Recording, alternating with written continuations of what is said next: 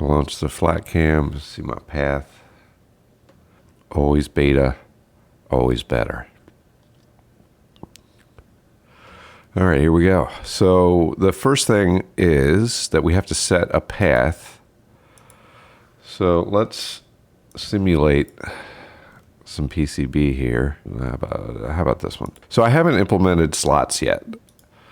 So I'm not going to do that right now. I want to do, let me see, extract files. Okay, so we're just going to call this, flatcam test auto. We've got our top layer and our Exelon files here, the .drill files. In here, if I go to File, Scripting, Open Script, and then I grab my flatcam smash script because I felt like Hawk when I wrote this.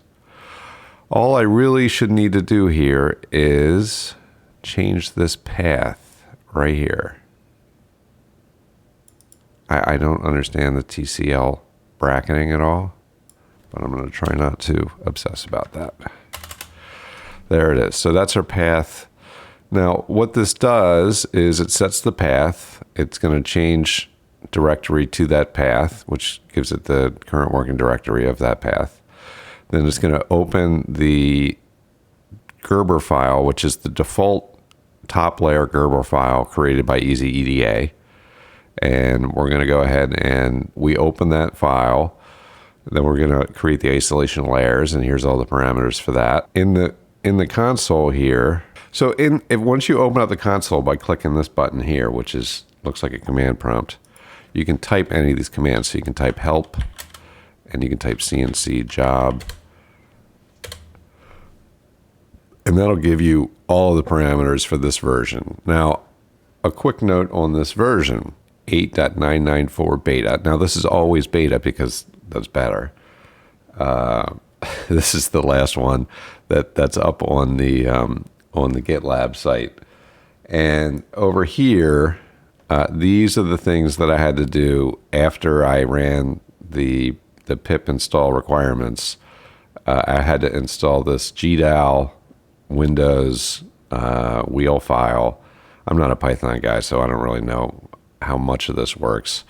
I had to install PyWin32. I had to get rid of Visby and change the version to 0.07, NetworkX at Shapely, and there might have been one or two other things, but for some reason, Windows decided that it wouldn't let me, I couldn't see any of my PowerShell windows, and I couldn't get my history. So I had to, I don't want to talk about it. It's too awful. But I had to go through a whole bunch of extra hoops after I cloned that version of flatcam. And I believe the branch that I have to use, probably the additional command in here is, so I think I had to check out the beta version, capital B beta.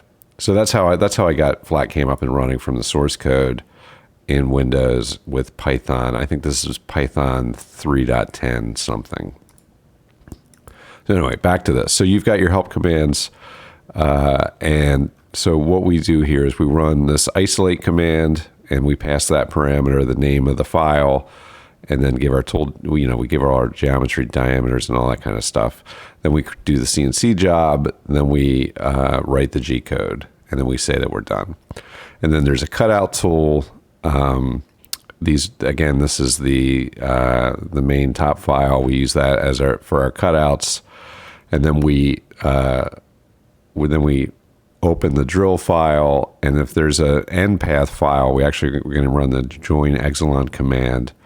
And once that's joined, we'll go ahead and run this. The mill drills command is the drill interpolation, and I use a single 0.8 millimeter carbide end mill and interpolate all the holes. So this is just how I do PCBs. I also use this for the cutout. So I only have one tool change. Now, one of the things that you can do is you can combine your board cutout with your drill files. The problem with that is that sometimes the order is not what you want. So sometimes it'll actually do the cutout first, and then drill some holes, or it might drill a couple holes and then do the cutout and then try to drill more holes. And after you do the cutout, because I use the tape method, it's not quite as rigid after the cutout's been done, particularly with a really small board. So I actually create the 3 different files. I just run 3 different jobs at the CNC machine. So this is going to combine the path and the end path.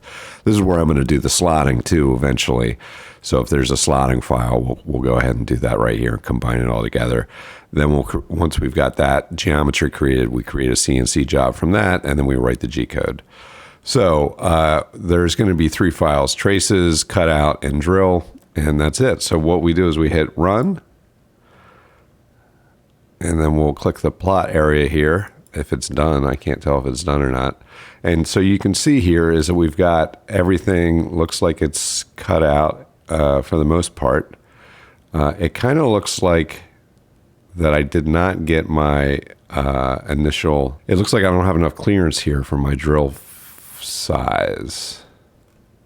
So it just, all it really does is make this tiny cut here, because I don't know why it does that. So what we have to do is we have to go back to the script. So the real fix for this is to change the clearance size in Easy EDA, but I'm doing this the backwards way. This isolate command is where I should have made the change.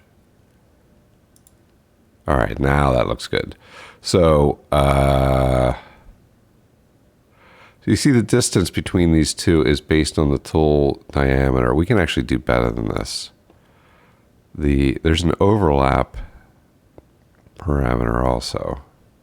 So the overlap is the percentage of overlap. So 100%, it means it should be completely overlapping.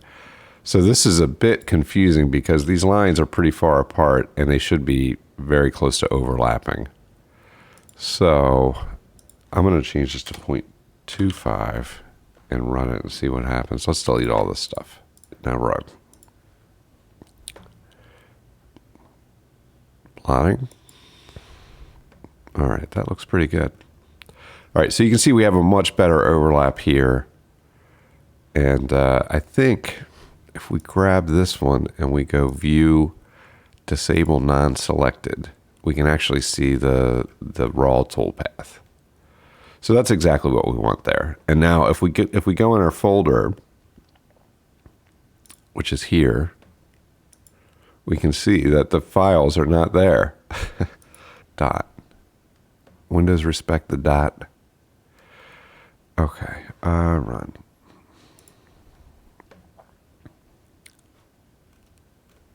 So this one did work. All right, there it is. There's our file. So dot works. I don't know why this path doesn't work, but I don't know TCL, so I'm just going to use the dot because we got the CD command working. All right.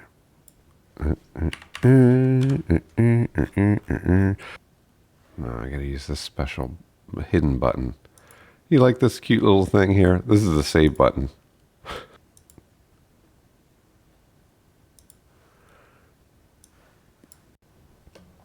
Okay, no warnings this time. That looks good. And we've got here open CNC Pilot just to do a quick simulation. And we will grab the traces and throw them in there. Ignore the warnings. And there we go. We've got our isolation routing. Ignore these warnings. We've got our drill file. And we have our cutout. So that's it. Now, one of the things that's annoying me is this gap size. I want to turn this off, but that's for not right now because I don't really feel like doing this. So that's how you do automation to take a Easy EDA Gerber zip file and turn it into G-code for your machine. So if you want, I can throw this up on GitHub. Leave a comment down below. I'll do it if you want me to do it. If not, I'm not going to do it because I'll probably only get 100 views on this video. So there you go. Thanks for watching and have a great day.